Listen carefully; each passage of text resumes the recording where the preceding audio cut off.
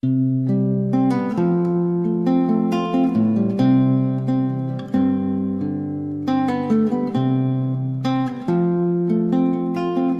el nombre del Padre, del Hijo y del Espíritu Santo. Amén.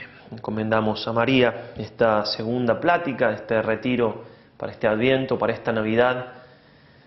Vamos a hablar ahora acerca de esta segunda verdad que mencionábamos al principio, de la que Jesús viene a dar testimonio. Yo para esto he nacido, para esto he venido al mundo, para dar testimonio de la verdad.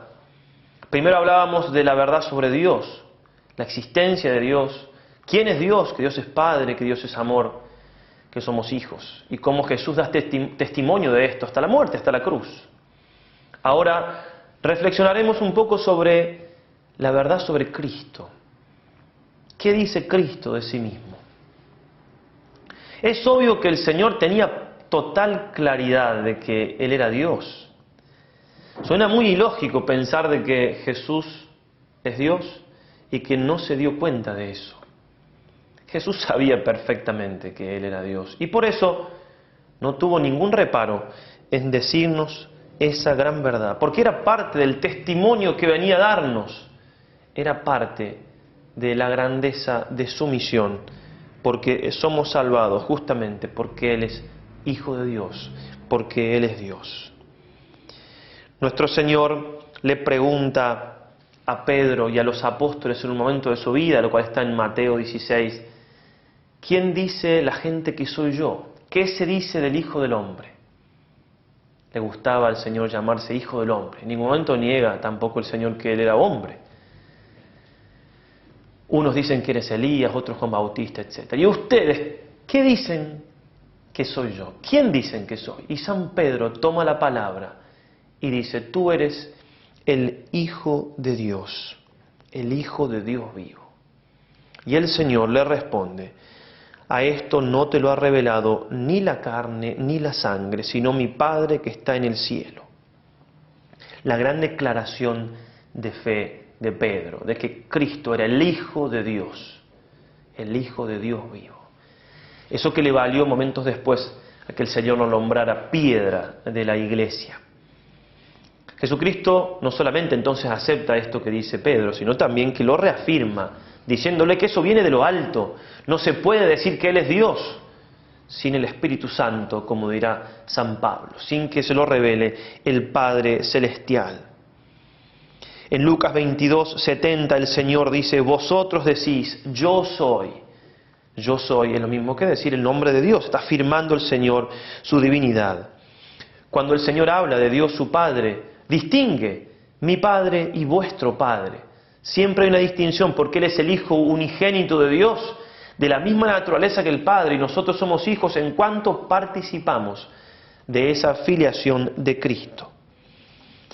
Nuestro Señor en Juan 12:44 se nos dice que gritó y dijo, el que cree en mí no cree en mí, sino en aquel que me ha enviado. Le dice Felipe un poco más adelante, Señor, muéstranos al Padre y eso nos basta. Le dice Jesús, tanto tiempo hace que estoy con vosotros y no me conoce Felipe. El que me ha visto a mí, ha visto al Padre. ¿Cómo dices tú, muéstranos al Padre?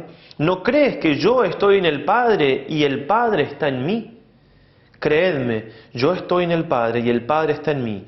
Al menos creedlo por las obras. Los milagros que hacía el Señor eran para mostrar su divinidad, para suscitar la fe de la gente. El Padre y yo somos uno, también dirá en San Juan. El Padre y yo somos uno. Podríamos citar muchas otras partes del Evangelio y demás, excede a lo que estamos buscando. Simplemente estamos tratando de mostrar cómo el Señor dio testimonio de la verdad de su divinidad hasta la muerte. ¿Por qué? Cuando Caifás le pregunta, lo conjura por el Dios vivo, que diga si Él era el Hijo de Dios, el Hijo del bendito, el Señor proclama solemnemente, y ahí se rasgan las vestiduras Caifás diciendo, está blasfemando. La grandeza del Señor en hacer la voluntad de su Padre, en mostrar la verdad hasta el final, hasta derramar la última gota de su sangre, cumpliendo la misión encomendada. También el Señor da muestras claras de su divinidad cuando cura al paralítico, eso que está en el Evangelio de Marcos. Bajan un paralítico del techo y el Señor le dice, tus pecados te son perdonados. Los fariseos, la gente se extraña, pero los fariseos sobre todo falsamente se escandalizan, pensando, ¿quién se cree este? Solo Dios tiene poder para perdonar los pecados. Y Jesús, conociendo lo que pensaban, dijo, para que vean que el Hijo del Hombre tiene en la tierra poder para perdonar los pecados, obviamente, el Hijo del Hombre entonces es Dios, a ti te digo, levántate, toma tu camilla y vete a tu casa. Porque antes les había dicho que es más fácil perdonar los pecados o curarlo, o hacer el milagro.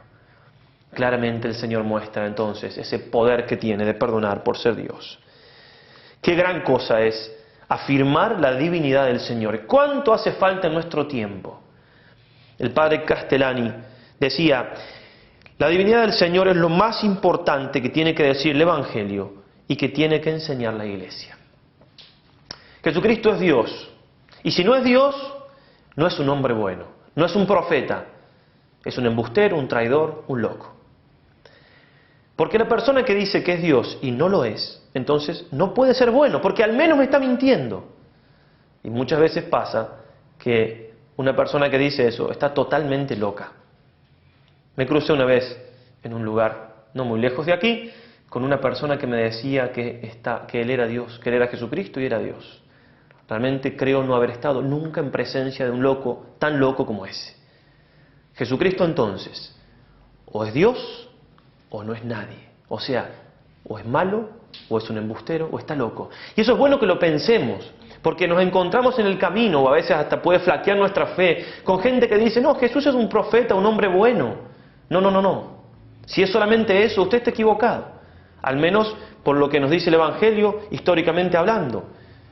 Jesús o es Dios, o no es nadie. Lleguemos a esa verdad, profundicemos en eso. Nos va a hacer mucho bien, porque llegar a profundizar que Jesús es Dios hará que nuestra fe progrese, porque nuestra fe tiene esa base de la divinidad del Señor. Llegando a esto de que Jesús es Dios, tenemos que dar un paso más lógico, y es que la salvación viene del Señor. Como se dice en Hechos de los Apóstoles, no hay otro nombre dado a los hombres por el cual podamos ser salvos. Y el mismo Señor dice, yo soy el camino, la verdad y la vida, nadie va al Padre sino por mí. San Agustín va a decir que fuera de Cristo, camino universal de salvación que nunca ha faltado al género humano, nadie ha sido liberado, nadie es liberado, ni nadie será liberado. Santo Tomás dirá comentando Mateo, no es suficiente que el pecador se someta a Dios en cuanto a su divinidad, sino también que se someta en cuanto a su humanidad. O sea, que acepte que Dios se hizo hombre. Pensemos en esto. Jesús es Dios, es el único Salvador. Caen por tierra entonces todos los demás salvadores que quieren ocupar su lugar. No puedo ni siquiera comparar a aquel de cual dice San Pablo en 2 Colosenses 2:9, en quien habita toda la plenitud de la divinidad corporalmente, a Jesús, con Mahoma, con Buda, con quien se quiera. No se puede comparar, es comparar Dios con la criatura. Pueden ser en algún sentido, alguna ayuda para llegar a Jesús. No hay salvación fuera de Cristo, no la hay. Desde Adán, desde su pecado, hasta el último hombre, el hombre que habite en esta tierra, solo se alcanza la salvación eterna por Cristo. No hay otra manera. De hecho, se habla de gracia de Dios, esa gracia que hace falta para entrar al cielo. Pero si uno quiere hablar con precisión, tiene que decir gracia de Cristo. Porque la gracia de Dios, así a secas, si se me permite, la perdió Adán por el pecado. Toda gracia que hubo después de Adán, hasta la última que recibirá el último mortal en esta tierra, viene de Cristo, viene del sacrificio de Cristo. Cristo lo ganó todo por nosotros en la cruz. Saquemos a Cristo y no queda nada. Por eso también hay que ver nosotros, cristianos, católicos, ¿qué lugar ocupa el Señor en nuestra vida? ¿Hasta qué punto yo creo que es el único camino de salvación? ¿Cómo hago yo para distinguir la verdad del error? ¿acaso la palabra del Señor tiene el mismo peso que cualquier otra palabra que dijo cualquier ser humano? ¿No me está fallando la fe si eso pasa en mi vida?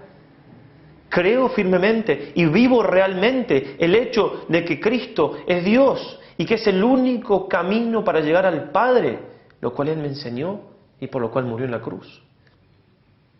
De ahí también que tome más importancia en mi vida lo que estamos celebrando, este Adviento, lo que estamos esperando, la Navidad. Estoy celebrando que Dios se hizo hombre y nació en un pesebre pobre y humilde por mí, para que yo pueda volver a su Padre.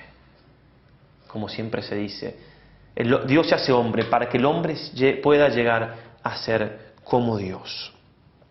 Los santos alabaron de manera encomiable, de manera insuperable a Cristo. Se quedaban con pocas palabras al hablar de Él, porque obviamente estamos hablando de Dios. Todo lo que le aplicamos a Dios se lo podemos aplicar a Cristo. Decía, por ejemplo, San Luis María Griñón de Montfort: Cristo es el único maestro que debe enseñarnos, es nuestro único Señor de quien debemos depender, nuestro único jefe a quien debemos pertenecer, nuestro único modelo al que debemos conformarnos, nuestro único médico que nos debe sanar, nuestro único pastor que debe alimentarnos, nuestro único camino por donde debemos andar, nuestra única verdad que debemos creer, nuestra única vida que debe vivificarnos y nuestro único todo en todas las cosas que debe bastarnos. De hecho, es lo que el Señor nos pide. El Señor pide un amor hacia Él como ningún otro. El que ame a su padre, a su madre, a su hijo, a su mujer o a sí mismo más que a mí no es digno de mí. Cristo nos pide que lo amemos igual que los que debemos amar a Dios. Dirá San Ambrosio de Milán: todo lo tenemos en Cristo. Todo es Cristo. Si quieres curar tus heridas, Él es el médico. Si estás ardiendo de fiebre, Él es el manantial. Si estás oprimido por la iniquidad, Él es la justicia. Si tienes necesidad de ayuda, Él es el vigor. Si temes la muerte, Él es la vida. Si deseas el cielo, Él es el camino. Si refugio de las tinieblas, Él es la luz. Si buscas manjar, Él es el alimento. Todo está en Cristo. Todo depende del Señor y a Él tenemos que acudir. Hay que pensar, por ejemplo, para mostrar un poco lo que quiero decir, si nosotros nos encontramos con una persona que no tiene fe y le decimos: mire, yo he podido conocer a Dios, Dios se hizo hombre, y acá tengo escrita la receta de la felicidad. ¿Usted quiere ser feliz? Sí, por supuesto que sí, me dirá, todos queremos ser felices. Tengo entonces el secreto, dicho por Dios mismo, que como decía Santa Teresa de los Andes, es alegría infinita de cómo se hace para ser felices. Bueno, imagínense si la persona me cree lo que le digo, la emoción que tendrá, la ansiedad para escuchar esa gran verdad. Bueno, y nosotros sabemos, Jesús fue en un momento de su vida a un monte y en 8 frases dio la receta de la felicidad, el secreto de la felicidad. Ese monte de ahí en más se llamó el monte de las bienaventuranzas. Ahora, si somos leales con nosotros mismos, ¿buscamos la felicidad en esas cosas que el Señor nombra ahí? ¿Le damos importancia a esas palabras? ¿O realmente parece que fuera algo para unos pocos? ¿O para Él solamente? Tenemos que ser conscientes entonces, tenemos que ser veraces con nosotros mismos y decir: sí, es cierto, tengo fe que Cristo es Dios, creo realmente, pero sus palabras, cómo me cuestan vivirlas, cómo me cuesta llevarlas a la práctica. Por eso lo bueno de meditar el Evangelio una y otra vez, de enamorarnos de las palabras del Señor. Si el Señor dijo: bienaventurados los pobres, tendrá que ser entonces un peligro la riqueza, y ser más difícil ser feliz con riquezas que sin. Y así con las demás: bienaventurados los puros, los misericordiosos, los que tienen hambre y sed de ser santos, de justicia. Bienaventurados los que son perseguidos a causa de la palabra de Dios, a causa de la justicia, a causa del Señor. Y así uno podría ir viendo el Evangelio y ir contrastando, y siempre nos maravilla el Señor. Es decir, esto parece que no lo había leído nunca, y esto otro. Vamos ahí a la fuente, como decía San Jerónimo: desconocer las Escrituras es desconocer al mismo Cristo. El Señor ha dicho, el que me sigue no andará en tinieblas, sino que tendrá la luz de la vida. Por eso es un gran regalo, es una alegría inmensa saber que Dios se hizo hombre, que Jesús es Dios, que ahí tenemos la luz, que a Él tenemos que seguir, que Él es el camino, que es la verdad, que es la vida. Solo tenemos que decidirnos a vivir de acuerdo a eso. Quiero terminar con unas palabras de la Madre Teresa de Calcuta. Un sacerdote muy cercano a ella le pidió si podía escribir algo sobre su vida, sobre la vida de la Madre Teresa y sobre la vida de las Hermanas de la Caridad. Y ella le dijo que sí, que lo haga, pero con estas aclaraciones. Es cierto, estamos hablando de una religiosa y del trabajo de una religiosa. Por eso esto se puede aplicar directamente, si se quiere, a un religioso, a una religiosa, a un sacerdote, pero se aplica sin duda de algún modo a todos los que nos decimos cristianos. Dice la beata Madre Teresa, está bien, escríbalo. Usted nos conoce bien, ha estado con nosotras desde el principio. Tenemos las mismas ideas, conoce nuestras constituciones, pero sobre todo diga a la gente lo que nos lleva a hacer lo que hacemos. La Madre Teresa y demás que atienden a los pobres, a los enfermos, a los marginados. Díganles, añadió la Madre, y su tono se hizo apasionado, suplicante, elocuente, que no estamos aquí por lo que hacemos, sino por Jesús. Todo lo que hacemos, lo hacemos por Él. Somos sobre todo religiosas, no asistentes sociales, maestras, enfermeras o doctoras. Somos monjas, servimos a Jesús en los pobres. Es a Él a quien cuidamos, visitamos, vestimos, alimentamos y confortamos cuando atendemos a los pobres, a los desheredados, a los enfermos, a los huérfanos y a los moribundos. Todo lo que hacemos, nuestra oración, nuestro trabajo, nuestro sufrimiento, es por Jesús. Nuestra vida no tiene otra razón de ser, otra motivación. Es algo que mucha gente no entiende.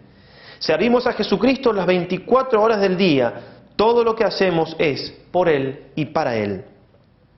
Y Él nos da la fuerza necesaria para hacerlo. Pero siempre el Señor es lo primero. Cuando alguien visita esta casa, le llevo antes que nada a la capilla para que rece y le digo, vamos a saludar en primer lugar al dueño de la casa, a Jesús, que está aquí y es por quien trabajamos y a quien estamos consagradas. A Él, que es quien nos da la fuerza necesaria para llevar la vida que llevamos y vivir con alegría. Sin Él no podríamos hacer lo que hacemos, y menos a lo largo de toda una vida. 1 año, 2, 3, quizá, pero no siempre, sin pensar en la recompensa, sin esperar otra cosa que padecer con Él, que nos amó tanto que entregó su vida por nosotros. Sin Jesús nuestra vida sería incomprensible, no tendría sentido. Solo Él puede explicarla. Tendría cada cristiano, cada católico que poder decir exactamente lo mismo. Sin Jesús mi vida no tiene sentido. Y si no lo puedo decir, quiere decir que no lo puedo vivir. Si saco a Jesús de mi vida y mi vida sigue exactamente igual, quiere decir que de algún modo al menos estoy viviendo prácticamente como un ateo o como alguien que no cree que Jesús es Dios, que no cree que Jesús se ha hecho hombre para salvarnos y que nos espera en el cielo. Esa es la gran alegría del cristiano, la esperanza de que el Señor nos salvó y que nos espera y que está siempre intercediendo por nosotros ante su Padre Celestial. Y a su derecha está su Madre, nuestra Madre, la Virgen, la cual también es invocada justamente por eso, como causa de nuestra alegría.